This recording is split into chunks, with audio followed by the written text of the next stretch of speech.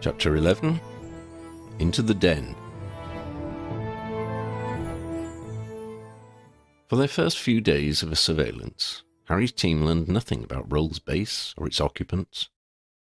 They were reluctant to use any of their standard magical surveillance techniques. For all they knew, Rowle might be able to detect even a simple hominem revelio spell. That would ruin any advantage of surprise they might have. So they sat and watched as best they could. Then, late in the afternoon of the 5th day, the Aurors got their first glimpse of hope. Naz Sarton and Gary Oakes were in the garden shed. It was the only point from which they could have a clear view of the front door of Rowle's hideout. Darkness was falling, but supersensory solutions provided by Dennis Creevy allowed them to see.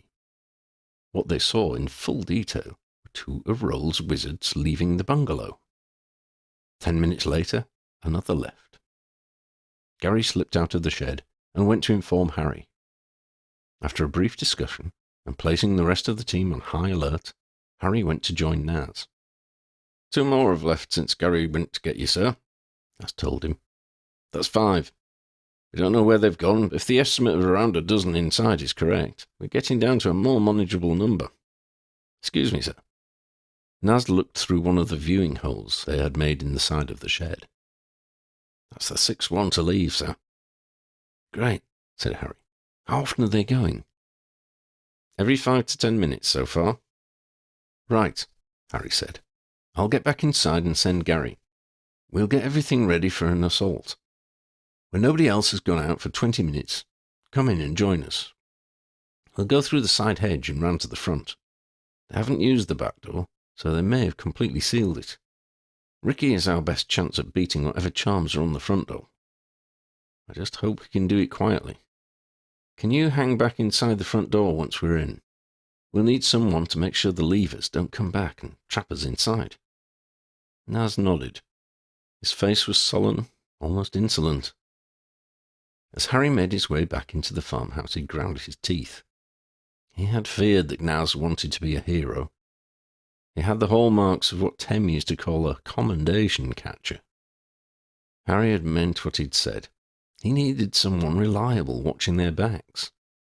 Naz would resent being chosen. Then again, if it all turned to dragon dung, Naz might be the sole survivor. Inside, the rest of the Aurors were getting ready. A line of indifference drafts stood waiting for the moment before they stepped out to begin the assault. Harry sent Aura Oakes back to the observation shed, and a tense wait began. It was nearly half an hour before Sarton and Oakes returned.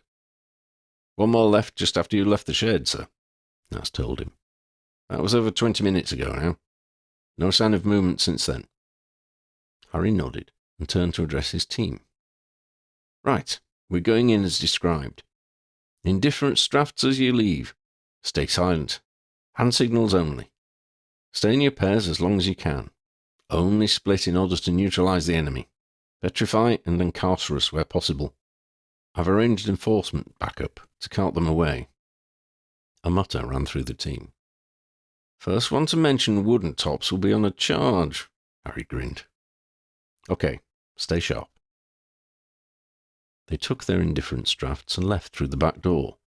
They parted the hedge between the two properties and stepped through, turning right towards the front door. Harry stopped at the corner and looked around. He beckoned Ricky Sharp forward.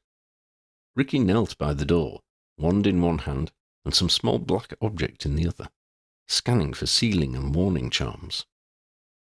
As he waited, Harry stroked the friendship bracelet which Ginny had given him.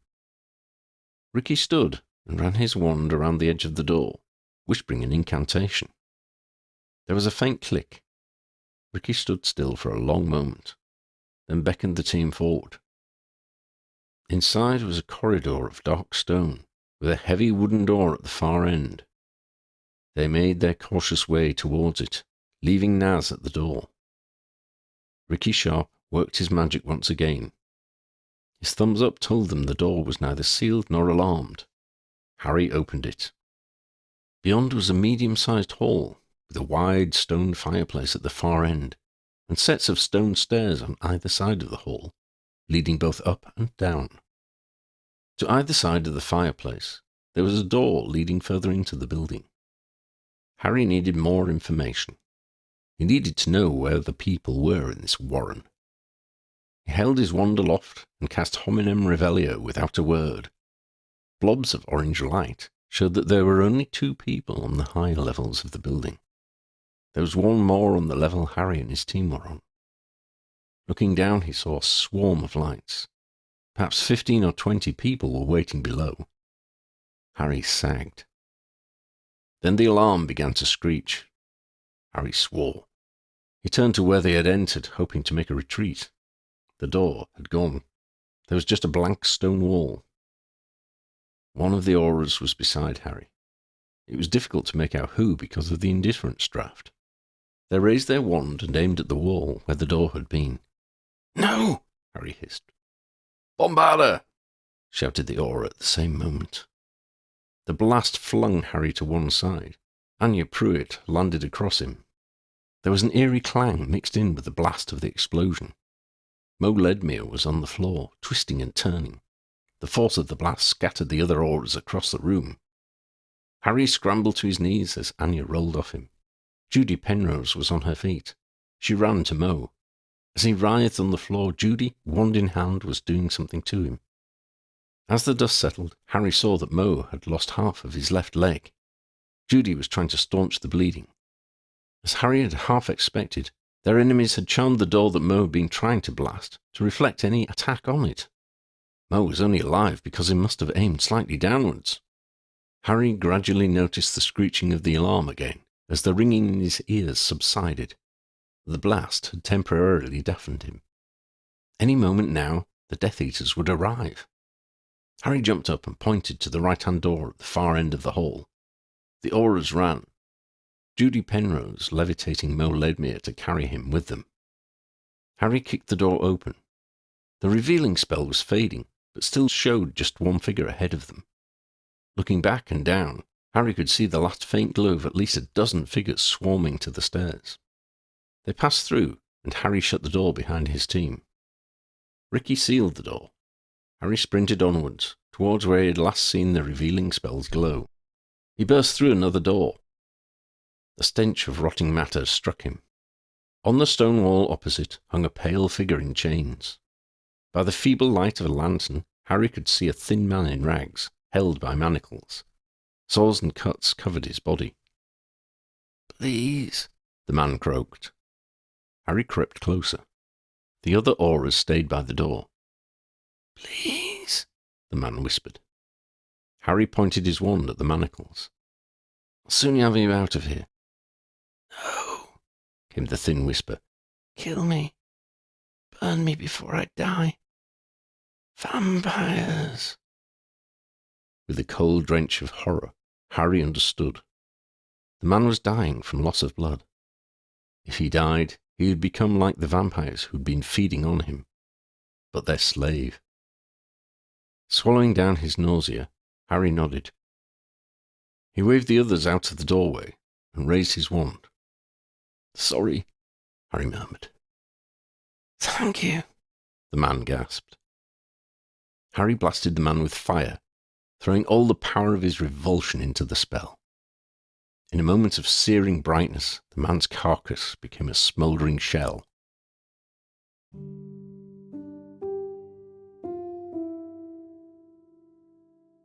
Harry left the room and returned to his team. "Where's Mo?" Harry asked, then saw him. "Bloody indifferent draft, I still can't get used to it. How are you doing, Mo?" Mo raised a hand. "Not too bad, boss. Thanks to Judy. Saved my arse." "Such a nice arse," Judy commented. "Only a bit worth saving, really." Mo managed a grin. He was upright, but hovering a little off the floor. Judy was still levitating him. "Bright side, Mo," said Gary.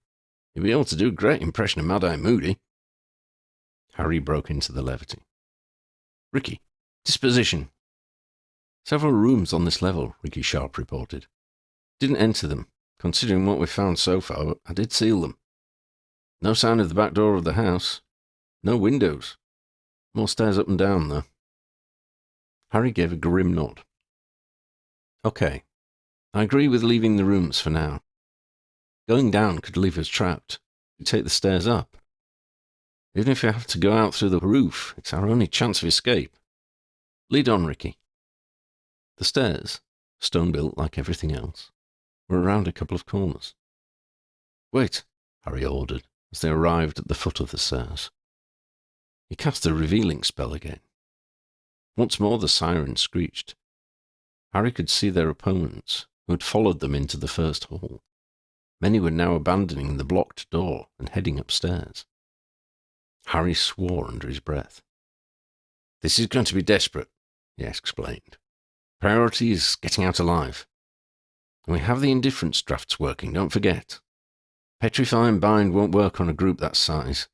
They can free each other as quickly as we can bind. I'm invoking threat to life. Aim to injure or kill if it saves our lives. And at the first hint of Avada from them, all unforgivables are fair game. This is war. Go! As they mounted the stairs, Harry spoke to Mo. If we face them, stay in a corner, don't move. Don't draw attention, they should overlook you. Judy, I'm relying on you to tuck him away as best you can. The two Auras nodded. Harry pushed his way to the front of the group as they reached the top of the stairs. The room there had a wooden floor and some storage cupboards. There were 2 doors across the room. The air smelt of dust and reminded him of his cupboard under the stairs on Privet Drive. There were no windows to escape through. A faint glow from the stones provided light. Harry muttered under his breath. It was a reminder of the maze under Delapole Avenue, where Tem had died. The revealing charm had disappeared by now, but Harry was certain there were opponents behind both doors. He needed to go through one if he was to find a way out of this fortress. Harry cast the Muffliato charm in case anyone was listening through the doors. Ricky, Harry said, seal the right door. We'll go in through the left and attack. They'll try to outflank us by coming through the right. Once they find it sealed, hopefully they'll give up. When they do, unseal it and go through. If they don't notice the door opening, you'll have a good chance to get into position to attack from the side. Mo, we'll hide you in here, behind one of these cupboards. Sorry, I know it's rubbish, but it'll free Judy up to fight. Let's go. They assumed their places. Harry cast Hominum Revelio again to set off the annoying alarm. Then he immediately blew the door into the room beyond. They caught some of Rowle's people off guard. Others were casting shield charms. Harry could hear more of them banging on the door Ricky had sealed. The Auras had arranged themselves at different heights on either side of the doorway. There were shields cast between them and the wall, in case their opponents tried to blast through it. Amongst the other spells cast at them, the Auras saw a green flash of the killing curse pass between them. 2 of the Auras responded in kind. Harry blasted the wooden floor under their opponent's feet with Bombarda. It dispersed harmlessly. They had foreseen Harry's tactic, but 3 of Rowle's people crumpled to the floor, lost to the killing curse. Ricky had taken the 3rd Death Eater from the side. He killed another, then dived and rolled through the door by which he'd entered, all too visible now that their opponents knew he was there. The retaliation from Rowle's thugs was furious. A hail of spells of all kinds burst through Harry's doorway. Ricky appeared, and with a shout to his comrades to move, flung a cupboard against the door. He sealed it in place. "Run!" Ricky shouted. "It won't hold long!"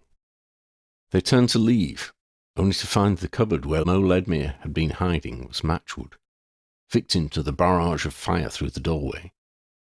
Mo was dead. Harry grabbed Judy Penrose, whose instinct was to help Mo. The team made it to the stairway as the cupboard Ricky had used to bar the door exploded. Ricky was behind the rest. The blast threw him forward, taking down his comrades like skittles at the top of the stairs. Falling down stone stairs is no trivial matter, but it probably saved their lives. A volley of spells flew over their heads. Harry tried Bombarda again. It might not harm the walls or the floors, but he hoped it might bounce off and hit their pursuers. The spell did not bounce this time. It took down part of the internal stone wall holding up the stairs they were standing on. The stairway crumbled. Harry and Anya Pruitt cast shield charms to protect their team from tumbling blocks of stone. They fell 2 stories, past the ground floor where they had begun, into whatever the stairs led down to. They fell onto a pile of stone blocks, shattered stone pieces showering down on them. The protective charms saved them from serious injury. They rolled out of the way as their pursuers sent spells down after them. They were in some kind of underground chamber with only one exit. Rubble almost completely blocked the stairway, and a squad of angry Death Eaters was on the other side.